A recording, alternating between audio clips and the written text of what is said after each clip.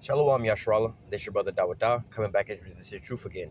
First and foremost, I want to give all praise unto Yahweh, Bahashim, Yahushai, Bahashim, Rakakwadash. Double honors to the apostles and elders of great millstone that taught us this truth and that rule well. And salutation and much love for you, I can pushing this truth and sincerity on the four corners of the earth and enduring afflictions to feed and edify the elect. So I want to jump into this here topic, which was inspired by this here article real quick. Just touching back in on some of these other prophecies that's at hand, dealing with the wars and the rumors of wars, all right? Because we know that these things are going to all culminate in what they call World War III, all right? And then ultimately these thermonuclear missiles are going to be shot off, all right? And then the Lord's going to come back and deliver us all at the same time. But we just had, a couple days ago that explosion or that bomb that went off over in Lebanon, Beirut, and looking at how that was and all the different videos and so on and so forth, you get a glimpse, and for people who think that nukes aren't real and all the videos is doctored or whatever, whatnot, you get to see what, a very small bomb could do, you know what I'm saying? And that, that bomb is very, very, very small comparably to what Esau has, and they have also, different type of nuclear weapons that, that they can basically, launch off or whatever, whatnot, they can explode them or whatever, whatnot. And there's really no traces of radiation with them, They're very small yield bombs or whatever, whatnot, but can do a lot of damage. But nevertheless, it says lethal precision. Watch Russia's Islander M missile blast into the sky during training. I guess the videos are corrupt, but nevertheless, just getting into their weaponry. The Russian Ministry of Defense has published a spectacular video of the Islander M missile launched during a special operations training at the country's Kaputsin Yar rocket launch and development site. The footage shows multiple rockets being fired into the sky aimed at targets 90 kilometers away. State-of-the-art Orlan 10 drones were used to track the missile's target. The Islander M is a ballistic missile system used by Russian armed forces since 2006 and is an essential part of the country's defense capability. The Islander, which is entirely domestically produced, has a range of up to 500 kilometers and is highly accurate. All right. So one of the things that people aren't realizing, a lot of different nations, they all have weapons and so on and so forth. But you only really have two major players when it comes to these weapon development. You have Russia and America. All right. China's coming out with different technologies and this and that. But it's really Russia and America when it comes to, like the scriptures say, Esau was blessed with the sword. All right. Both the Russians and these Americans are both Edomites. But however, according to the scriptures, the Russians are going to wind up taking out these Edomites over here in America, all right? So, you can see here how they have this hypersonic missile as well, too, But we're going to jump into some scriptures real fast.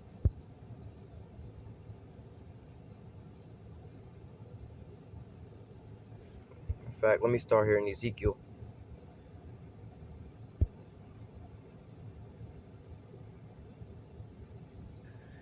Salaki, give me a second for this here to load up.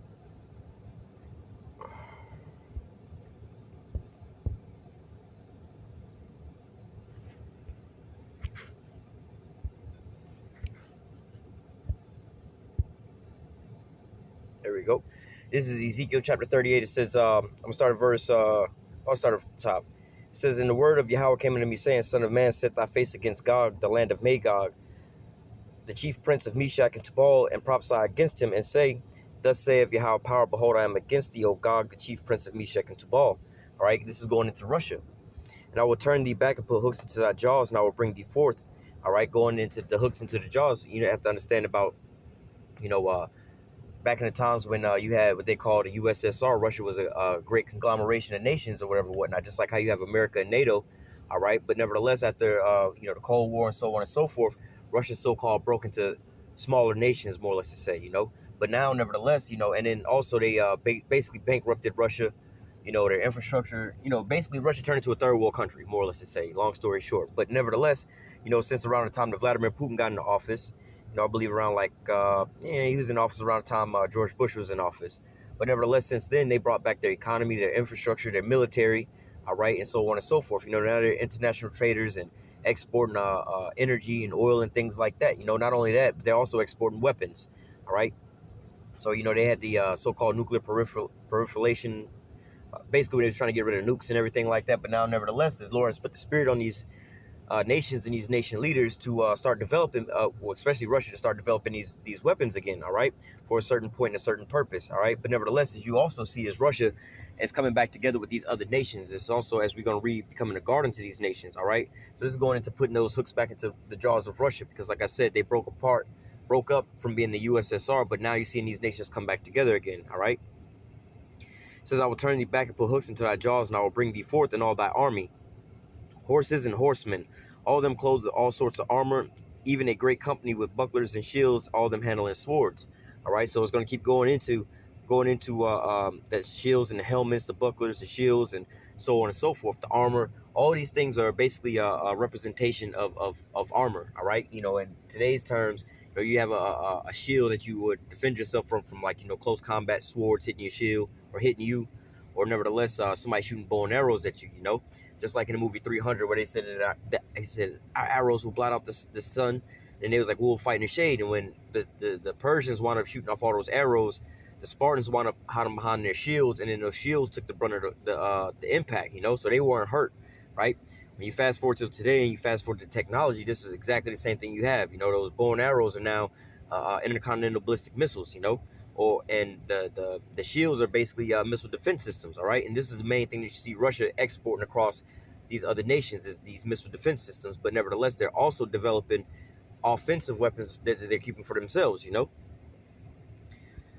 Verse 5 says, Persia, which is Iran, Ethiopia, Libya with them, all of them with shields and helmets, Gomer and all his bands, and House of Tomargar of the north quarters and all his bands, and many people with thee. All right, so this is a conglomeration of nations that's coming together under the guise of Russia. Verse 7, it says, be thou prepared and prepare thyself. Like I said, since Vladimir Putin got in office, this is what they've been doing. They've been bringing their country, they've been reviving their country, and then also their military, making it strong again.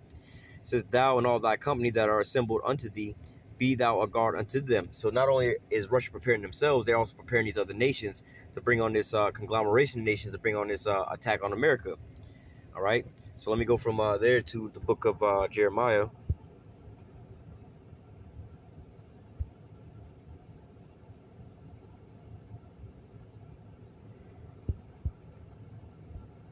Jeremiah 51:11, it says, make bright the arrows, and we really go into that, is what are you putting lights on the arrows? No, you're making these so-called, what they have, smart bombs. All right, you look at like basically the difference between what they call the Satan 1 and the Satan 2, or the Saramat 1 and the Saramat 2 missile, all right, which is Russia's intercontinental ballistic missile. Is the Satan 2 missile can sit there and change its trajectory rate midair. You know what I'm saying? Because normally the way they would track these things is they would launch them off and they would be able to calculate from the arc where it would land at, because once it's on its path, it's not going to change direction. Just like when you shoot a gun, the bullet's pretty much going to follow its intended path, But nevertheless, the Satan 2 missile is able to pick up that it's being tracked or whatever, whatnot, and change its positions and wind up, evading basically like a missile defense system, all right?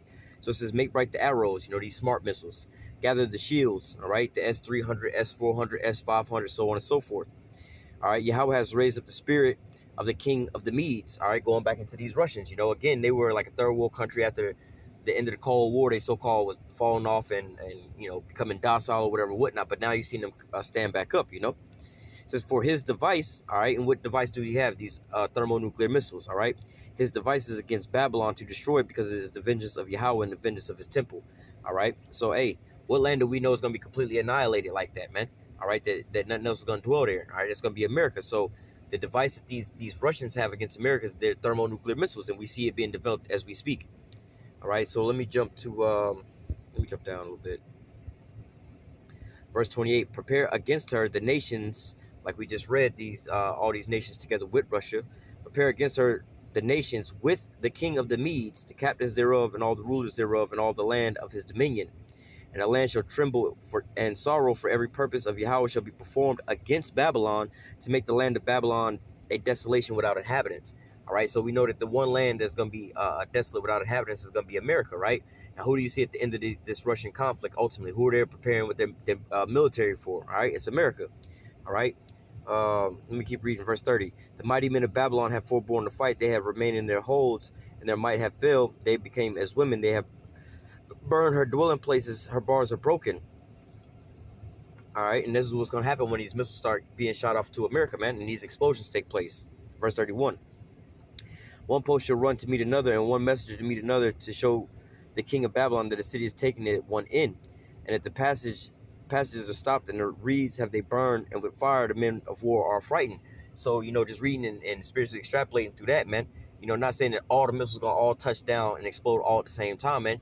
They might start coming in as waves. They might start touching down in certain cities on the East Coast. Like first we get to see New York get blown up or something like that, watching it on the news while we all sorrowing with that. Another state get hit, then another state get hit, then another state get hit, just like the Twin Towers attack, man. Both planes didn't hit the towers all at the same time, man. You seen one plane hit the tower, everybody was looking at that and shock and awe when the other plane came in and hit that tower, man. All right, and when people were looking at both buildings burning, then one tower wound up falling, and when people was in awe over that, the other building fell, man. All right. So, hey, when people are over there reporting, oh my God, a plane just hit the World Trade Center. Boom, another plane hits, It's going to be like that, right? Let me go, matter of fact, while I'm right here, let me go up to the top. Jeremiah 51, verse 1 through 3. Thus saith Yahweh, behold, I will raise up against Babylon and against them that dwell in the midst of them that rise up against me a destroying wind. All right, looking at that Lebanese video, all right, of that bomb, multiple views and angles of it, you seen that destroying wind that came through and was knocking out windows up to 15 miles away. All right. And I will send unto Babylon fanners that shall fan her and shall empty her land, for the day of trouble they shall be against her round about. All right. Against him that bendeth, let the archers bend his bow, and against him that lifted up his brigandine, spare ye not her young men, destroy her utterly all her host. All right, so going back into this fanners, it's going to fan the land. It's talking about what? Those archers that bend the bow. What are the archers that bend the bow? All these nations with missiles, man, missile capability. They're going to use every last missile over here on America. Because why? We're going to, at the end of all be all, we're going to wind up going to go find all the rest of the weapons and burning them up anyway. So they might as well use them, man. And once you let off one nuke, you got to let them all fly. At least you might not have time to let your shit off, All right. But nevertheless, hey, man, that destroying wind, as you can see, like in that Lebanese video, man, that bomb went off and there was a lot of pressure and just everything was turning into dust and smoke around here, man. Buildings and everything was being blown back and everything like that. They had inside views of people that was miles away and their windows just, boom, blew in and just, dust was everywhere, man. They was miles away. They was nowhere even near the blast, man. All right.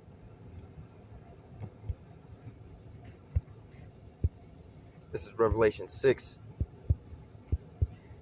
verse 12. And I beheld, and lo, he had opened the sixth seal, and lo, there was a great earthquake. And the sun became black as sackcloth, the hair, and the moon became as blood. All right, so what could cause these things to happen? All right, so if there was a, where is that at?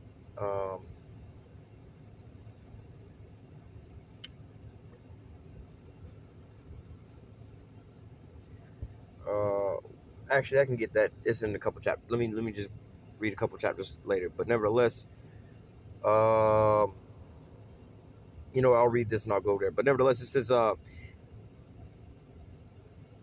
and I beheld when he had opened the sixth seal, and lo, there was a great earthquake. All right. So when you have like these 200 million missiles raining down here on America all at one time, man, it's going to make the earth reel to and fro, man, like a drunkard. All right. As you seen over there, man, the whole ground in that vicinity was shaking, It says, and the sun became black as sackcloth. Just like when you seen the World Trade Center, that smoke that ascended up forever, man. Just imagine 200 million missiles touching down over here, man.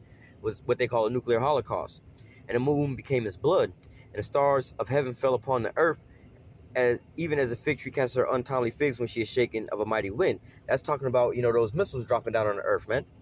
And the heavens departed as a scroll as it rolled together. Every mountain and island were moved out of their place. All right, and it departed as a scroll. That's just like you take an old school scroll and you just put it on a table and unroll it. Talking about that mushroom cloud, and you look at that video again in slow motion, you see that burst of energy just go out, and it was just like boom, it expanded from one small spot and just pushed everything out. That destroying wind again. All right. Verse 15, and the kings of the earth and the great men and the rich men and the chief captains and the mighty men and every bondman and every free man hid themselves in the dens and the rocks of the mountains, and said to the mountains and the rocks, fall on us and hide us from the face of him that sitteth on the throne and from the wrath of the Lamb. For the great day of his wrath is come, and who shall be able to stand? Ultimately, when these missiles start raining down and when these chariots start showing up, man, these people are going to start running to their bunkers, man. But, the ones that survived this here attack, man, it's only to their own demise, because they're going to be the first fruits to go in captivity, Going back to Revelation, this is Revelation 9, I think it is, and verse 14. All right, saying to the sixth angel which had the trumpet, loose the four angels which were bound in the great river Euphrates. And the 4 angels were loosed, which were prepared for an hour, and a day, and a month, and a year, for to slay a third part of men. All right, and that's basically going into the destruction of Esau, you know, because you got what?